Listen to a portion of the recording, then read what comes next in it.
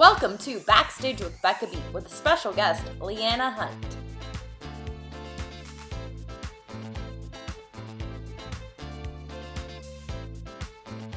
Hi everyone, welcome to this episode of Backstage with Becca B. On this episode, this Vermont native made her national tour and Broadway debut in Mamma Mia as Sophie Sheridan. She has been in Newsies on Broadway as Katherine Plumber, the national tour of Wicked as Nessarose, the national tour of Bright Star as Margo, and is currently in Back to the Future on Broadway, where she plays Lorraine. Please welcome Liana Hunt. Oh my god, I love your sweater. Thank you. We both have, is that florals on your shirt? Yeah. Love. It is so cute and it matches the pillows in the background, which also adore. Thank you. This is my home. Welcome. Just the whole setup is so cute. Oh, thanks. How are you? I'm good. Thank you for having me. Thank you for joining me. I'm so excited to talk with you. I actually got to see Back to the Future in January.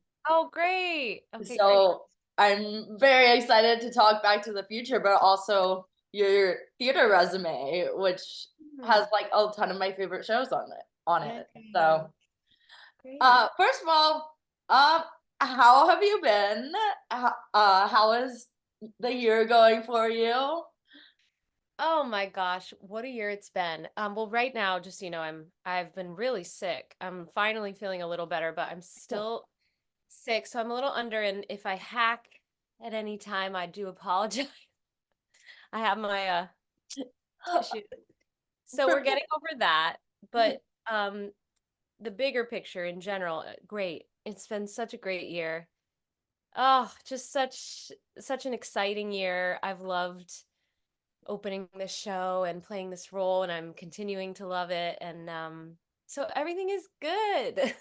Yes, and it's a big hit on Broadway, which I could definitely see why after seeing the show myself. Oh, thank you. I mean, it's a tough time. There's so many shows, and I just feel really lucky that we have people coming to see us and supporting us and loving our show. So, Yes, it's very good. Highly recommend. So I want to, before I talk more Back to the Future, I want to talk like how you got into theater. So have you always known that you wanted to be a theater performer? And when was like that moment that you kind of had that realization? yeah. Weirdly, yes, I have always known. I say weirdly just because it feels out of nowhere with my family and where I'm from. No one in my family is in the arts or theater at all. And I'm from a really small town in Vermont. Theater's not the most popular thing there. And so it's kind of funny, but I do feel like I always knew. When I was a kid, I really loved Disney movie musicals. I fell in love with all the princesses and would perform them around my house and in the yard. I loved to sing. My mom got me into like little local choir lessons from a really early age, and I remember the teacher was like, "She's harmonizing. I don't. She's just doing that." Um, Good. yeah. So I knew I loved to sing, and I knew I loved to play pretend and tell stories and be characters, and then I saw my first Broadway show when I was 8. I saw The Little Mermaid, which of course, I mean, sorry, Beauty and the Beast. Okay. Well, Obviously. My first movie was The Little Mermaid. First Broadway show, Beauty and the Beast. love. Yeah, and fell in love with it. And then I saw Les Mis, and that just was I was obsessed with Eponine, and then I remember she enrolled me in like a local drama camp, which was really small. It was just up the road at the local community theater, and we got to like make our own shows and make our own sets and costumes. And I think that's when Oh. I was on stage, I was like, oh, this is it. This is it. Oh my goodness. It was That's like, that's a cool little community theater. it was. I know, I think back, it was in the little town of Hyde Park, Vermont, which is where I was born. And it was great. It was like it was so hands-on. We had to do everything. We got to like come up with our, like I said, own stories, own characters. We made our costumes and sets, and it was just like a week-long camp, and it was great. I remember it so well. Wow. That sounds like those like hands-on like I got a film TV degree, so that it sounds like those like hands-on film TV camps. Yeah, it was great. And it really had an impact. And I loved being on stage, and then, it was just kind of like tunnel vision from there, sort of against all the odds, just because there wasn't a lot. My parents did a lot of driving to and from, voice and acting camps and rehearsals and coming to New York whenever I could. And yeah. Wow.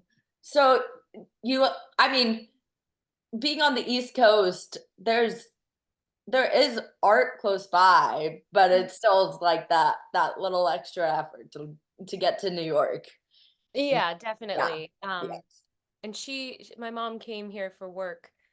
So she would take me whenever she had a business trip, which was great, and take me to see a show. And it's always where I felt like most alive. So I want to ask because you mentioned Disney princesses. Which was your favorite Disney princess growing up? Oh my gosh. It was definitely a tie between Ariel and Belle, but maybe Ariel. Approve. Yeah, it was a tie, but I think Ariel first stole my heart. Oh my gosh, both of those are my favorites, and then I mean, uh, I think Rapunzel because of Tangled mostly right now. I mean, and so many more came along the way. Oh my gosh, so many. It's I mean, I welcome more every day. So, growing up, how did you become a well-rounded performer? Hmm. I mean, I think the great thing about performing when you're young is like there are so many less boxes and restrictions. You don't sort of know yet what you're right for and what you're not right for. So when I was young, I did everything there was, and didn't think twice about it. Um, which was great. And I think something I'm always trying to get back to, that like, thinking outside the box. Let's see, I also I loved uh comedy. Like I was obsessed with Jim Carrey as a kid. So I was obsessed with all his movies, and I think that had a little bit of an influence. It's kind of like a hodgepodge. But yeah, and I would do like any sort of theater camp that was available or a master class in the area, and I did like some improv stuff and started to learn how to be a singer, and then I got into dance class because I wasn't always like amazing at dancing or knew that I loved to dance, but I was like, I feel like this is something I should learn how to do for this as well. So I'm glad I did. Um, yeah, and also I was so glad I did because in the dance school I went to in Stow, Vermont, Stow Dance Academy, Oh, shout out. shadow. Um, they would do a big performance every year, a big, ballet that we were all in. And I was never like a good enough ballerina to play like any of the leads, like Cinderella or anything. But I was a good actor and story performer, and not everyone else was. So I always got like the most fun roles. Like I got to be like an evil stepsister. And so I think that was really fun because I don't always get cast as those kind of characters, but when I was that age, I was like, yes, I get the best characters. Oh my gosh, that's amazing because I feel like most kids would be like, "Oh, I want to play the princess," but those are like the acting characters Yeah, in the I show. had so much fun, and I was like not good on point to like dance Cinderella, but I just got to be like, the evil stepsister or like the crazy character lady in the dance for the dance competition. Yes, I point from what I've heard is insanely hard. I mean, my sister was in dance and tried to do point and like hurt her ankle and point for after like a day. So like, Also tried to do point, but here we are. oh my gosh, so like insanely hard. So you went shortly before your first tour, you went to NYU. Mhm. So how did you choose to go to school at NYU to study theater? and I saw you graduated early to go on tour.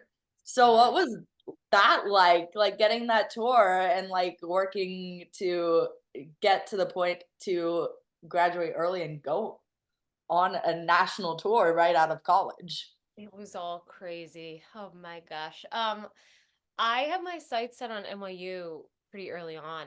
I again, like I think coming to New York with my mom as a kid, I just knew like it's where I wanted to be. Like I said, I felt most myself. I felt most alive. I didn't always feel myself growing up in Vermont. There wasn't a lot that felt like, brought me to life Yeah. there as a kid. I love it now, but um I knew I wanted to be in New York right away. And my mom was like, well, let's go tour some colleges and campuses. Wouldn't you want to be on a campus? So we toured a bunch of schools and she showed me beautiful campuses. And I was just like, no, no, need to be in the city. So I applied early decision and kind of like put all my eggs in that basket and auditioned for Tisch for their musical theater studio. Um, and then I remember I was waiting to hear, and it was like the last day before I was like gonna have to start applying elsewhere. And I remember I hadn't heard yet, and I came home and I printed out all these other applications to other schools, and Ooh, I got my letter that night. timing. Yeah, yeah. I'll never forget that. So I got in and it was like, yeah, that's a no-brainer. Oh yeah. Good school too for studying theater and being like close to the city. Yeah.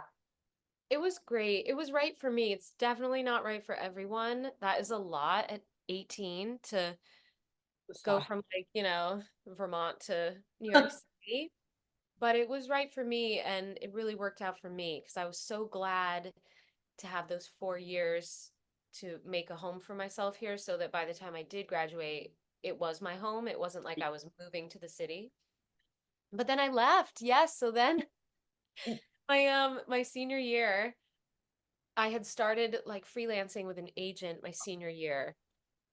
We had met during a master class and they had reached out and were like, we'd love to just start testing the waters. And I was, of course, excited. So then I found out in the fall of my senior year that I had had these AP credits from high school that I had never actually transferred. oh my gosh. This all happened because I found out that I needed another science credit and I was faced with having to take a biology class. And so I Yeah. was like, wait a minute. This Uh-uh. can't this can't be for me. What can I do? And I literally found out that I had never transferred my AP credits. And so I made a bunch of calls and I had taken an AP bio test and scored well enough in high school. So they reached out and were like, you do have these credits and you can graduate in the fall. Yeah. And I found that out like in September. So I was like, kind of changed everything. I was like, well, yes, I'm going to graduate early because this school is very expensive. Um, and then I started going on auditions, just, and I went in for Mamma Mia, the national tour, Sophie and the Oh, national tour of Mamma Mia in the fall. And it was a crazy experience. And I had a final callback, and then I didn't hear anything for like 3 weeks. And so I assumed I had moved on. And this was also crazy timing. I have to tell the story because yeah. I hadn't heard and I typed up my last college paper of my whole college, career. And very typical for me was like sprinting to turn it in on time at the last second. Turned in my paper, came back to my dorm and got the call that I got Sophie. Oh my gosh. It was so crazy. And then we had Christmas break. And then I came back in January and did my showcase with my class. And then like 2 weeks later, I went on the national tour. Oh my And God. And it's like literally straight out of college. yeah, You're like, okay, let me pack up my stuff and go on a national tour across the country as the literally, lead yeah, character. literally, it was It, wild. It was yeah. it was amazing, and it was Wow, it was so much fun, but also such a crash course learning experience. How do you go about making such an iconic character that like everyone knows who she is based on like based on the movie or based on like seeing the show, Hmm. seeing it I have, regionally? How do you make it a character your own? you're right. I mean, that's the challenge with replacing, any beloved role in a long running show, which is something I've done a few times. But yeah, for me, I had seen so many amazing Sophies. I had seen the show when I was auditioning on Broadway. Um, and I'd seen it a few times. I saw a few different people, and they were all so wonderful, but it was clear that like the only version I could do of Sophie was my own. Yeah. And so that's what I did. I did my version. And it's hard not to be swayed because sometimes we'll see someone else do a brilliant version of it and you'll think, "Oh God, should I be doing more of that? Like I love how she does this," but it's like it only makes sense the way it fits on me. Yeah. And so I think I just kind of led with my heart. I was so young and I just kind of dropped in as authentically as I could and led with my heart. And I think I brought a lot of myself to it. And yeah, and it led me to my Broadway debut. Yes, I was gonna say I think it worked out well to Yeah. bring yourself to the character because Yeah. you got to go on to play Sophie on Broadway. So when were you told that you would be making your Broadway debut as Sophie? And like what was your reaction? How do you prepare for something like that? Oh my God. Another crazy story. I just think this business is crazy. So It definitely is. yeah, it's never like, oh, it's no big deal. Very low key. I was Oh my God, I was closing the tour. That version of the tour was closing, and they were going to scale down and send out a smaller tour. So we were closing the tour in, I think, Virginia. And they told me that they wanted to fly me to New York City on a show day. No, yes, or on the day off. They wanted to fly me at like 6 a.m. on the day off to bring me in for the whole team, which I knew and loved and was performing for every night, to like audition for the Broadway company and read with some guys who were auditioning for Oh, Broadway. So that was nuts. I woke up at like 4 in the morning, flew to New York, took a nap, went in, performed for everyone, and was like, hello. Then I read with a few different skies.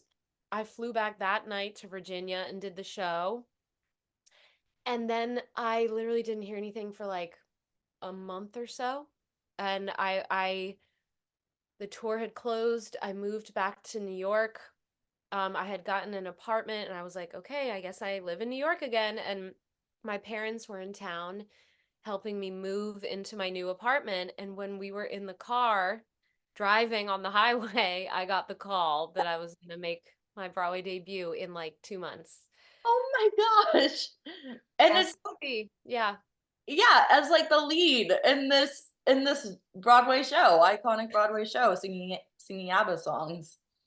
crazy. I had already done the tour for a year and a half. And so at that point, it was kind of like celebrating. And then I just tried to like really enjoy my time off. I took a vacation with my family and then jumped back into rehearsals, which was so weird because it was like, I think it maybe had been 3 months, just enough time to like forget everything.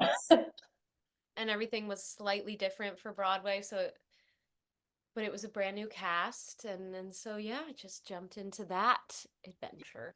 You get to kind of relearn the character and the character kind of grows with you. I feel Yeah, like that way though. definitely, gradually, yeah. The timing is I would lose my mind with the timing between auditions. I don't know Yeah. how you all Looking do. back, I'm like, what were they doing? Like, I've had to wait a while, but come on. Do you have a favorite ABBA song? And what was your favorite song to get to sing Mm. in the show? I love so many of them. I love Thank You for the Music. Yeah. I think that's my favorite and was my favorite to sing. Yes. I loved that. I feel Um, like it's so simple, but it's like so beautiful and you just burst into tears. that song. I love that moment of the show where she's like kind of wooing all the dads and she gets to play the guitar and she's sort of like, you know, up to no good, but it's a really lovely moment where she's surrounded by all those three potential dads and it's just her kind of taking it in um and I love the song. I think it's beautiful. You know, like when I finished the Broadway show, I had been doing it for 3 years, so I literally couldn't listen to ABBA for like a while, and it would come on everywhere. I'd be in the store and it'd be like dun dun dun dun I dun was dun. following you. Yeah, and I'd be like, "Oh my God." And then all of a sudden one day it was like anytime I would hear it, it brought me so much joy. And I was like, "Oh, I'm back." And now I love it. The memories just flood. And you're like, oh. Yeah. Yes. So also you played a pretty demanding role in Newsies too. So you played Katherine in Newsies on Broadway. Mm. What was the casting process like for such a dance heavy show like that? Because I mean, you're dancing and singing 8 times a Right. week, and you're singing Watch What Happens 8 times a week. My God. Oh my God. So I auditioned for that just about a year into the show. It had been running, and one of the girls in the ensemble who covered Catherine was leaving. And I had never seen the show. I hadn't seen it yet. I think I honestly knew that if I saw it, I was going to be desperate to be in it. So I was waiting. Timing was weird. I heard that someone might be leaving, and I was like, I think it's time for me to like see what this show is all about. And I like pulled up the cast recording, and my agent called, and they were like, "You have an audition for Catherine understudy." And I was like, "Oh my God."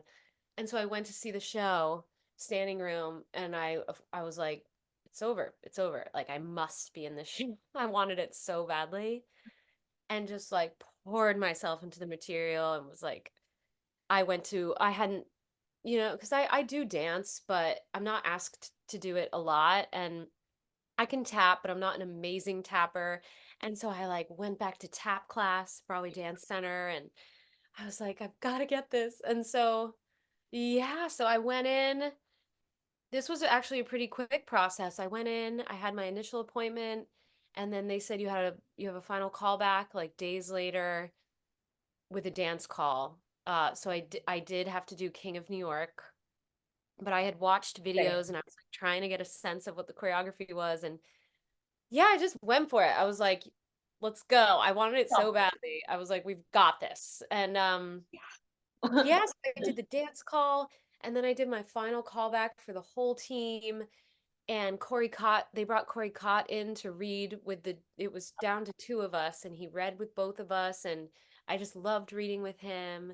And I had such a good experience at my final callback. And then about a few days later, I got the call that I got it. So I joined in the ensemble and understudied Catherine for a year. And then I found out I was going to take over when the wonderful Cara Lindsay left. Wow. So, I mean, not only did you step into the ensemble and I mean, pretty decent amount of dancing, I assume, for that. And then when you step into understudy, you're also dancing it. So you're Yeah. like 8 times a week, your schedule's insane. You're like, who am I playing Yeah. today? But It was a hard show. oh my gosh, I mean, for Watch What Happens when when you started singing it 8 times a week, how do you like manage to have the stamina to be capable to participate? Honestly, man, Yeah.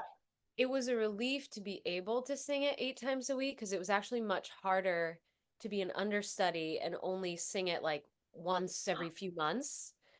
Um, at least with 8 times a week, you have the stamina and your body is doing it every day. And so you know what to do, you know how to breathe. It was harder as an understudy to be like, oh my God, I'm doing this today. Um, And suddenly prepare. yeah, I mean, understudying is so hard. And with that song especially, it was always like the intro would start and my soul would just leave my body. Like, Well, it gets like faster and faster. definitely a Jesus take the wheel moment. It's like, yeah, faster and faster when it starts, and it's like, It was so much fun though. My biggest fear was always just that I would forget the words. I Ooh, mean, 'cause once you're off that train, good luck. which I mean, it's a hard song. Like so many lyrics in such a short span of time. Yeah, great patter song. Yes. What was your favorite part about getting to play Catherine in Newsies? Every bit of it. I really just loved every bit of it. It was like a dream fulfilled from being a kid to get to play like a Disney leading lady. Um, oh, and she's cool. She's not a Disney princess. She's a, legit lady, and she is Powerful. tough as nails and ballsy and gutsy and fun and flirty and funny. So, yeah, and like a dream come true to me, Alan Menken, and sing for Oh, him. So, yeah, jealous. I loved singing that music. I loved her spirit. I loved like being in our wonderful cast of mostly newsboys, and everyone was so sweet. We were like a big family, and we had a lot of fun, and it was just great. I mean, and it was a fan favorite show enough for you all to have like Yeah. enough for you all to have a reunion. Uh, Yes. when was it? Like I feel like it was like 2022. Well, we did concert reunions almost yearly. And last year I think was a 10 year. Yeah. Wow. March, yeah. What do you think made it a fan favorite show? Oh gosh, so many things. I mean, it's such a good story about the underdog really coming out on top, fighting for what's right, the good guys winning. And it's based on a true story, so it's inspiring. I mean, the dancing was incredible. Like seeing that many young men like dance the way they were dancing on a stage. On newspapers. I mean, it was brilliant. Chris Catelli, just brilliant. And the music is so good. People fell in love with all the Newsies, of course, and there's just so much to love. Yes, I mean, Disney shows have like a certain magic in them that Mm, that right ingredient yes. that makes fans Humor meets fall in love. heart. It's just, yeah. That's what it is. It's the humor and the heart and then the talent on stage. Mm-hmm. Yeah. Everybody talented. And then it's different every night because it's live theater, so people keep coming back. Yes. And then would point out, oh, I saw you missed that. Or Oh, different. no, no. You're like, no, No no. need. No need to point it out. You're like, I did it on purpose. Right, right, Change it right. up. Uh-huh. Speaking of live theater that changes every night and is a big fan favorite that has stuck around since 2003. There's also Wicked on your resume. Uh-huh. Yes. So you were Nessarose in Wicked. What was it like stepping into that fan favorite show? Man, crazy. I feel so lucky. Like I've been able to do some like really beloved shows, which is such a blessing because there's so many good shows out there that don't get the love and attention they deserve. And anyway, I've been lucky. Lots of pressure stepping into Wicked because so many iconic performances that just people know and love, and end up on the internet. Yep, a lot of bootlegs. Like, but no, Wicked came out when I was in high school and changed my world as it did for every other theater kid at that time and continues to. But I wanted to be in it forever. I decided I wanted to be Nessa. Like, I think when I was in college, I was like, I want to be Nessa. I think that's where I fit in this show because I'm kind of like maybe between the two witches, definitely more of a Glinda, but I've always felt like, where do I fit? But I'm like, Nessa. And then yeah, so I went in for it I think 8 times, honestly, Wow. before I got it. 8 different openings in different productions, and I always got down to like final two, and it just was never the right time. And so yeah, I finally did get the tour in 2015. Um and it was great. It was like just the right time. We had just closed Newsies. I had like a few months break, and then I went on tour for almost a year and met some of my closest girlfriends now. And it was funny though because my now husband, who was my boyfriend at the time, was in Wicked on Broadway, understudying Gosh. Bach, and I was being considered for the tour and Broadway, so I was kind of like, oh my God, I'm either gonna work with my boyfriend, who I live with, or I'm about to go long distance across the country and do the same show, and it was the latter. Oh my God. So Long we distance did. relationship. Yeah, we did a lot of long distance and tours, but so we both did Wicked at the same time, just like across the country from each other for a year. That's kind of iconic of you all. And he was a Bach cover, so there were nights where we were playing Bach and Nessa, which was really sweet. Oh, that would that would have been cool if you all had gotten to do the show together. Did it ever happen or no? Never. Ah, I know. but you can pretend it's like cross country. Maybe it wasn't meant to be. Maybe we would have hated each other at work. Where do you find the I guess like passion for the show that keeps you going in for the same role multiple times? Because I know it's hard as an actor to hear no, but to be like the determination, I feel like, to go Yeah. in multiple times. Well, the drive to play it, I really wanted to play it. And once you go in for something, you put your heart into it, and you have to put your whole heart into the character to be as good as you can be in the audition. And so it's always hard to let go after. So it just was like every time I went in, it was opening up again and opening it up. And so I wanted to do it so badly. Yes. Every Okay. time I was like, Yeah. yeah, you know. And it's such a good acting role. Like, hmm Yeah, I so thought it was so fun because like she's kind of a villain, she becomes a villain, and I was like, well, that's new. That's fun. yeah, she has a lot of transformation from act one to act two, which Yeah, is the journey. really fun to tackle, I'm sure, as an actor. Yeah.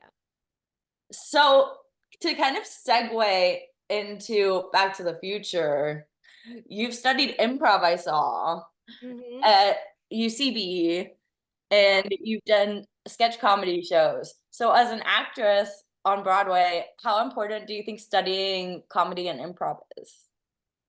Oh my God. I mean, I think it's huge. Improv was, oh God, so much fun. I always like, and I don't consider myself like a comedian, but I do like, I love musical comedy. I do love to make people laugh. I kind of always knew that I liked improv, but I'm terrified of it. And because I don't see myself as a comedian, I never really considered it for myself. But I think it was after the Wicked tour. I was unemployed and looking for a way to like, creatively fill my time, and I always loved there was something about improv that I always was drawn to, but I was very scared of it, very scared of it. So I just ripped the band-aid and I did their first level, UCB 101, and like it was such a love hate or love fear relationship because every week I would show up like scared out of my mind, but then every class I would leave so like filled up and excited, and I was like, wait, I'm not bad at this. Like there's something in me that kind of it gets it. I'm not like a born comedian improviser, but there's definitely something that's clicking. And Like so I just what's that? like an I can do it moment. Yeah, and it was going well and I loved it, and I would leave class feeling so happy. And so I continued with it like through all their levels. I was in their last level when I actually got the Bright Star tour and I had to leave, but I know I loved it. It was such a challenge. And again, it kind of like brought me back to being a kid because in improv, you can be anything. You're encouraged to be anything. I wasn't playing, just like ingenue characters there. I was whatever I wanted to be or whatever the scene needed me to be. I think that was like very, very freeing, and I think that's one of the reasons it's great for actors to do it. Um, And those skills are huge. Not even Yeah. on stage, definitely on stage, but even in life, I just think it's so great. And yeah, yeah, I loved it. I think it's been so beneficial, and I hope to get back into it. And then I found sketch comedy. Yes. I performed with we had a sketch comedy group called Shiz, Broadway Oh meets my gosh. comedy. Wicked. Yes, that my dear friend Shayna Taub and her husband Matt Gehring created. Okay. And so that was a blast. Yeah, I love it. And I think it's been so helpful to learn and practice those skills of like what's funny and why and what's funny on me and what's my, version of comedy. And I've heard comedy is like, I'm based in LA, so there's a lot of like parodies and stuff that they put on in LA. And I've heard it's just like one of the hardest things to tackle, but one of the most fulfilling things to tackle. Yeah, yeah, definitely. And I'm forever on that journey of like figuring out what my, comedy is. Because I'm like I said, I'm not a comedian. I'm sometimes a little unassumingly funny. It's a little more subtle. And I think like honing all those skills is just like so great. Well, I think you're very funny in Back to the Future, where you do a great job with all the timing. Thank Uh, you. Before I get into Lorraine and Back to the Future real quick, you did mention Bright Star. So, oh, what was it like? I feel like that show was kind of underappreciated, but it has such great music. Oh my God. So, what made you want to audition for that show and go on tour with that show?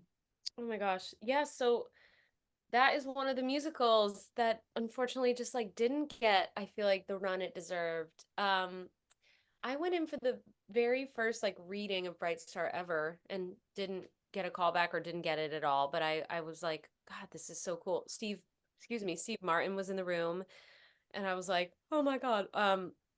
So I always was like, I wonder what will happen with that show. And then it obviously came to Broadway and had a very short life, and I never saw it. And then the tour launched, and they used a lot of people from the Broadway show, so I never went in for that. And then a few people were leaving the tour, and so I got an audition for it. And I was like, "Oh my God, that's that show I went in for forever ago. I wonder how it was." And I like watched a few clips I found and heard the music and was like, "Oh my God." It's so different. I feel like it's like So I feel like it would do really well if it came back to Broadway right now, honestly. I I don't know. know. Or It's like, so beautiful. The music is so beautiful. The staging. Oh my God. And I loved the character of Margot. And so then it was like, once again, I was like, I need to get this. Uh, determination. yeah, and I went in. Oh God, I remember that. I went in and worked with the director a bit and had, a good audition. And they had said like, you'll hear tomorrow if you have a call back. And I like didn't hear. And I remember just being so sad and being like, God, I guess I was totally off. And then my agent called and was like, you got it. You don't need to come in for callbacks. You got it. And I was like, oh my God. Hey, that's why they didn't call because the callbacks were they were like, okay, no need. I guess they saw what they needed. And it was just the best and too short. I only got to do it for like 8 weeks.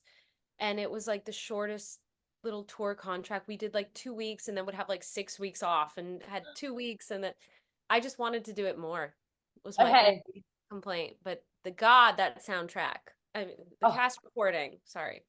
it's so good. Manifesting that it has like, Has another life. so you're currently on Broadway as Lorraine and Back to the Future, which kind of I feel like a little different from the shows that you've done on your resume Yeah. before. I mean, it's a cult classic, so maybe not different. Um, but so this is one of my personal favorite adapted from a movie shows ever Oh, on Broadway, I good. feel like. Just because like Yay. the magic that you see happen right in front of your eyes on stage Yeah, is it's crazy. crazy. So first of all, were you a fan of the movies going in for this role? Yeah, for sure. But Yes. they came out when I was, well, I don't think I was born yet, but I was a kid when they were like very, first a huge hit. And so I grew up on them, and they were just one of those like favorite childhood movies that are now so nostalgic. I remember watching them like on my living room floor with my brother, loved them. Yes. But I hadn't watched them for years. Like it wasn't a movie that I revisited as an adult. It was just like a staple of my childhood that I hadn't seen in years. Okay. So it's like going in, you're like, so there was like that freedom going in to kind of. Well, I definitely watched the movie when I got the audition, even so much so that I got the audition. I hadn't seen the movie since I was a kid, and I was trying to figure out like if it was a good fit for me or not. And I was like, "Oh, Lorraine, right. Like, God, what is that character?" And it's weird because I had the version of her that I remembered as a kid, but I couldn't see her through like an adult lens. So then I watched the movie and I was like, "It's me. I must go in. I think this is a good fit." Yes. And how do you go into the audition after seeing a movie and like bring Right. yourself to that role without Ooh. and stay true to the material? Right. Exactly. That is the challenge. Uh well, with the audition, that is the challenge of doing the show, but with the audition, I watched the film because I was like, I don't think this is a project where you can like not see the film and just do your own version. Like I was like, I just knew innately that like if you're going to do Back to the Future the musical, you have to honor those characters. Like you can't come in with a blank slate of your own thing. So I understood that assignment, I think. But then when faced with like, well, how far am I going to like try to replicate what I saw versus do my own thing? I kind of went farther in the direction of doing my own thing. Also, like the material, well, we did have the bedroom scene, which is in the film, but then it's Pretty Baby, which obviously is not in the film. And then it was something about that boy, which is not in the film. And like the scene where she asks him to the dance. So there was a lot of stuff there that wasn't in the film, and I just was like, I'm just gonna hopefully like have an essence of her, and I'm just gonna do like my thing with it. And I think, and looking back, it's funny to like, I'm like, oh God, what did I do with Pretty Baby? I think it wasn't great, but I just was like, I'm just gonna do my own thing. And they directed me, um, which was helpful. And then like, but I think it was good. I think it was good to go in with like a strong sense of me. And then, through rehearsals, I got to like sort of work and hone and find a balance. But I think I led more with my choices in my version. When you saw it was coming to Broadway, I'm curious, were you like, how are they gonna put this on a stage? No, it just I don't know. I hadn't thought about it. I hadn't it hadn't even really been on my radar. I think I had heard rumblings. I heard that I was in a show at the time with someone who had been to London and saw it, and she was like, "Oh my God, it was great." And I was like, "Wow, really? Like I wonder what it looks like. Like how do they do that?" So yeah, I Yeah. was curious, and I just it wasn't on my radar as like a show I was gonna audition for or be in. So I was just kind of like, I guess we'll find out. You're like, I guess we'll find out when I see it on Broadway if it's good. And but like it's such an intricate show with all the effects and stuff happening on stage. I mean, I'm just gonna say they're magic. I don't know how they Yeah, get done, correct. but just like mind blowing. I was like, there's a flying car? Mhm. Excuse me? It's insane. It's It like I always say it's like that is because Broadway magic has always been a thing, but like this is truly 2024 Broadway magic. Like it's yes. so impressive and like cutting edge. How do you go from the rehearsal room, like, how do you safely and then to the stage, and then like with all the mind-blowing effects happening on stage. Like how does that happen? Do you all have like safety protocols? Oh yeah, yeah. We Yeah. have tech. That's called tech. Oh my And god. but honestly, I was expecting a long, arduous tech process, and it was pretty quick. It was like 2.5 weeks, which is short for tech. But they had already done it in London, so they knew what to do. But yeah, that is the magic of tech. It's slow. It's like it's painstaking because you're working out all those things in real time. So you're there for like 12 hours a day, just in costume and wig on stage, holding for tech, and but that's that time when all that gets sorted out. I feel like arguably probably the most important part of the rehearsal process for specifically Back to the Right. Future. Definitely a huge part of it, yeah. So no one gets hurt, Right. the effects going on. We have a lot So- of amazing pros who make Oh that. my gosh, I can imagine. So you also get to bring the show to a new generation of people, which I was around a lot of little school field trips when I came to see the show. They were like third grade, fourth graders watching the show. Didn't take to the kissing scenes very well. Oh, it's the best. Oh my God. No, I love it. but what is it like getting to bring the show to not only fans of the movie, but children who didn't grow up with the movie and maybe have never seen the movie? I have to say, it's like my favorite part of doing this. It's just like pure joy and like coziness, like witnessing that because parents like grew up on this film. It was a huge part of their childhood, and just like getting to bring the generations together in this magical way where maybe they'll show their kids the movie, maybe they'll wait or show them after, or they won't, but getting to like show their kids this thing that they loved and these people that they loved, and having their kids witness it, for themselves in this whole new version, and getting to stage door after, and there's so many kids in like Marty McFly vests, and their dads are there with them, and their moms, and like getting autographs, and then getting to bond over that and like talk about their favorite parts. Like it's just like, oh God, that feels great. I Oh, love that. oh my goodness. And like I mean, to be a part of a kid-friendly show too is because Great. a lot of kids are seeing their first Broadway shows ever. So many, and like a lot of little boys, and I'm so happy all kids are there, but like specifically there's something about seeing like young boys get so excited about a Broadway show that I'm like, oh, let's go. Yes. What's your favorite audience reaction that's happened from the show? Oh my God. Well, I love when we have kids in the audience and they freak out over me trying to kiss my son. Like I love it. I just think it's so funny. So that always brings me a lot of joy. But I I would like you also, freaking out over that. yeah, yeah, it's so weird. I love it. But I love when we've had like several experiences where like grown adult men will get so invested in the story that at the moment when like George is ready to punch out Biff, they can't help themselves. They scream out loud. And we've had people say like, "Come on, George!" like out loud.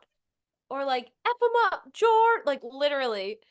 And they can't help it. And it's like it doesn't feel disruptive. It just feels so organic and like, oh, Yes. I love that. And Live theater. wild. They go wild for George and Lorraine kissing. Oh, it just is so great. I'm like, man, they are on board. And that is so nice as an Oh, actor. I love live theater stuff and like it's kind of like participatory Yeah, stuff. it's great. It's great. Yeah. Like to have a story move people that way, it's just great. Have you made people break on stage as Lorraine? Like characters No, always no. done? I Really? I just I'm not out, I'm not like someone who likes to like try to make people break on stage personally. I'm surprised. Oh, really? I'm surprised it hasn't happened. Have I made someone laugh? Yeah, I don't think so. Not intentionally. not intentionally, but like maybe it's happened. Maybe someone's laughed at my expense. There was one day when I had, oh my God, the tortilla chips in the opening scene that Linda's eating like exploded everywhere and like got stuck to me. And I thought I got them all, but there was like one stuck in my bang that was like hitting me in the face. That day we laughed. Yes. So that I think people were laughing at me. Oh my gosh. I'm surprised that you've never made it any scene partner like break or anything because your scenes were hysterical. Oh, thanks. Oh my God. Well, hopefully, hopefully we're all like so in the story that we're not the ones laughing. The audience is the ones that get to laugh. How, is it hard to figure out the comedic timing during the show? Oh gosh, it's such a fun part of it. It's part of the rehearsal process, but like when you're in rehearsal, you don't have the audience. So you like might have a sense of like what's going to be funny and what's not, but God, there's nothing better than like getting an audience for the first time and being like, "Oh God, okay. Here's where the laughs are happening. Here's where they're not happening." But also like every audience is so different. Like there will be nights when they are like out loud laughing at all the moments that I like think they're gonna laugh at. And then there are nights when they're silent. And then there's nights when they laugh at things I don't expect. So it's like it's always a really interesting ebb and flow. Oh, I'm sure there's a lot of mix of like audience members who come to see the show. Some maybe not the best audience members. Oh, everyone's great, but I just find it interesting, and I love we're always trying to decode it backstage. We're like, what's up with them tonight? Are they listening? Are they tired? Are they happy? Did they just get off work? Oh, I just saw ushers like running down the aisle the whole show, trying Oh, like, really? being like, "Stop videotaping the flying Oh, well, we car." don't love that. Oh my God. Never love that. But no, it wasn't like the whole show. It was like the flying car part. But Oh yeah, no, no, no. We can't video that. But people, people always video like the bows, and that's fun because we're just oh kind of yeah, like, oh my God, that's a blast, and it's just like, I mean, that's the most fun curtain call. it's That so fun. Yeah, I love it. I get to play the guitar. I'm just like, yeah, you get to like rock out on stage. So what how would you convince people to come see Back to the Future on Broadway? oh my God. Well, I think everything I just said is like, what's not to love? I mean, I would say come if you're a fan of the film because fans of the film, which is so important to us, have been so happy. Like they are not disappointed. They've really said that their expectations were exceeded and like, God, what a huge responsibility.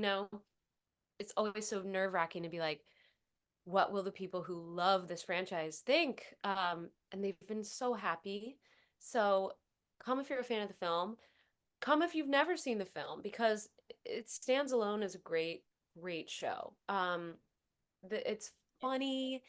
I think it truly transports you. Like, I think there's really something to that. I think you sit down in your seat and you get to escape for 2.5 hours. And it's such like it's like a fully immersive experience. Like the lights and the sound and the tech, everything just like swallows you up in the best way, I think. There's so much heart. There's so much humor. It's a great story and the characters are great. I think the music is great. Like I just think you are definitely going to have a good time if you come. Yes. And you Can't might cry. We have and people it who cry. feels like kind of like a I mean, I think I walked out and I called my parents because they were like, "How was it?" And I was like, "It felt like a 2.5 hour ride at Disneyland." I always say like it's like cinema meets a musical meets like some elements of a ride. Oh my God, it was yeah, it felt like a ride. I Yeah, mean, the whole countdown at the beginning, I was like, "This is Disney." totally. It's fun. It's really fun. And we're It's having fun too. so fun. Yeah, you can tell you all are having fun on stage. Is there any like funny behind the scenes moment that has happened or funniest moment on stage that has happened during the show? Oh God, so many. So many. I mean, there's a there's this one moment. our crew backstage always does like an elaborate setup every night to try to make Roger break in the wings. During it's during a scene in Act 2, in Doc's lab, that's just me, Marty, and Doc. And there's a moment when Doc like goes to throw up and he sort of like leans his head off stage, and in the wing, our crew does like an elaborate setup every night. It's incredible. Every night. They get sets involved, lights, they have props, they have signs. It's so brilliant and so funny. It happens every night. And it's so tragic because where I am on stage, I can't see into the wing. I exit, and I'm always, as soon as they exit, I'm running to the wing to get to see it. And it's always broken down like a second before I get there. So it's like a joke that every night I run, I'm like, I missed it again.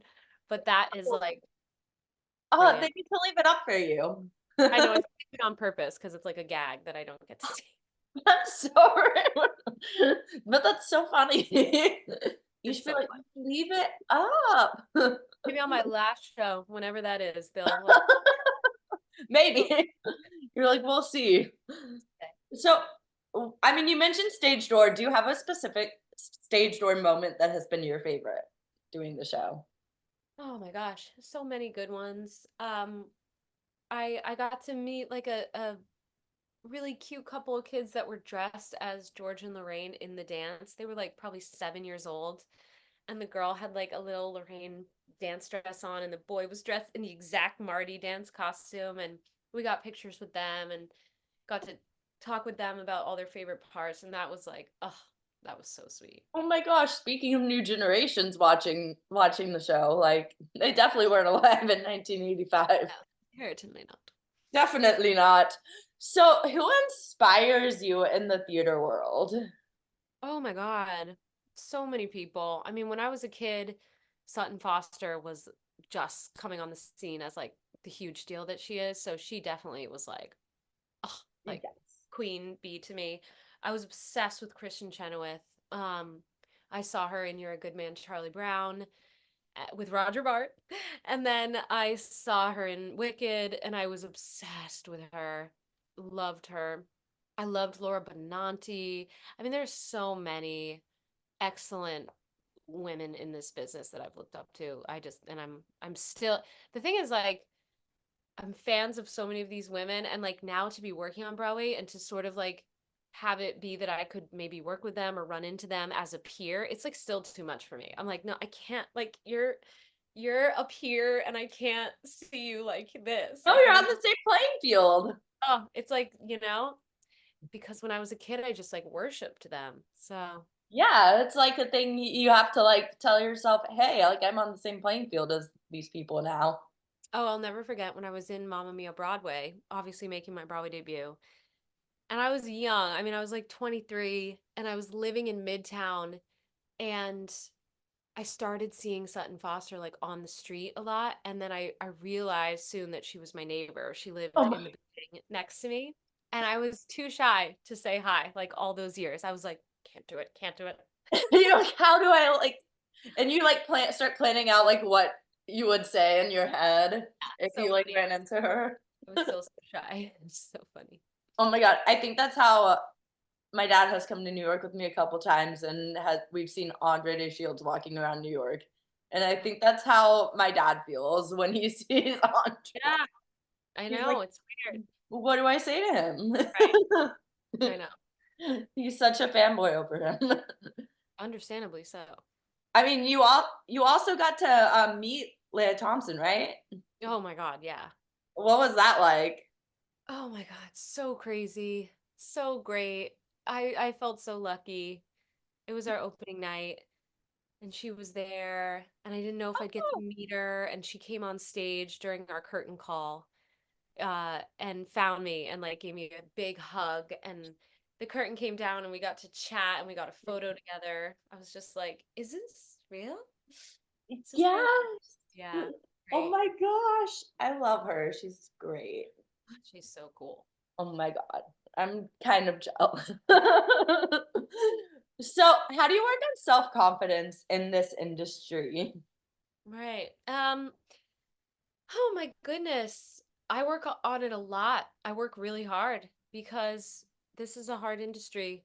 And I think when I was younger, especially, it was really challenging because I was striving for perfection and I was always trying to compare myself. And it's hard not to. We're always being compared in auditions. And I think as I've gotten older and as I continue to get older, I continue to learn more and more that it's like we only have ourselves, and to compare ourselves is to abandon ourselves. And if we're comparing, we're not with ourselves. Like I think the more I get older, the more I learn that I have to accept everything that I am and everything that I am not. I have to celebrate, everything I am and really view it as the things that make me unique and really lead with those instead of hide those to become sort of a wash of like whatever they need me to be. Instead, like really try to celebrate what makes me unique and trust myself that I know what I'm doing, I know what's best for me, trust my gut. I just like am always constantly working on those muscles because it's hard. And the more I get it and the more I really hold to myself and trust myself and have my self-confidence, everything gets better. Yes. It's like we feel like when we're in that state of insecurity and trying to be, it feels like that's what's going to protect us, but it's not. It's the more we can be with ourselves, everything gets better. Yep. Yep. And comparing is like the thief of joy, I feel like. Yeah, that is the saying. They literally do say that. It's true because it's a never-ending quest. There's always someone to compare ourselves to. It's so hard not to. Yes, it It, is, which is why it's just like I'm constantly working at that. yes, not to. Yeah. Everyone has their own journey. It's true. It is absolutely true. Yes. So where can people follow you on social media to keep up with what you're doing, Back to the Future, fun behind the scenes content? Yes, follow me at Leana Marie Hunt. It's Liana Marie Hunt. On everything, Instagram, TikTok, and yeah, I post there. You can follow our show at I think it's at BTTFBway. Y- Yes. Yeah. I'll Yeah. post it in the description. Yeah. Yeah, and come see our show at the Winter Garden Theater. Yes. And you all do post like such fun behind the scenes content for this show specifically, I feel like. Yeah, it's fun. We It's have fun to see all of the creative stuff that you all come up with behind the Yeah. scenes for this Yeah, show. and we have some like masters, like JJ It- is a master content Yes. creator, so he always creates such fun stuff. So yeah, it's a good time. Yeah, I talked with him, I think, during the pandemic, so before Back to Good. the Future came out. I love it. Yeah. So, do you have anything else that you would want to promote? I saw on your website that you do like that you coach master classes and stuff. Yeah, yeah, I mean, I love working with people. If you want to reach out, you can reach out to me through my website, leana-hunt.com. It needs an update, but I can be reached through there. And yeah, I teach I love to teach school groups. I do a lot of like theater games, improv stuff, but I also like to teach one-on-one if you have a song you want to work on, acting through song. Um, yeah, reach out. I'd love to hear from you. DM me. Oh, I feel like the kids who like come to see the show who are like inspired would be would Yeah, be like so enthusiastic about learning from you. So that's thanks. Yeah. cool. I'll put your website in the description as well. Thank you. Well, thank you so much for taking the time to chat with me today. Thanks It's for been a having pleasure. me. Of Likewise. course. Thanks for watching this episode of Backstage with Becca B. You can follow me on Twitter and Instagram at Becca B Talks TV. Or for more exclusive content from this interview and more, you can follow me on Instagram and Facebook at Backstage with Becca B. Make sure to subscribe to my channel and like this video. Or if you're listening on Apple Podcasts, go ahead and give me a 5-star rating. Thanks for tuning in, and I'll see you guys next time.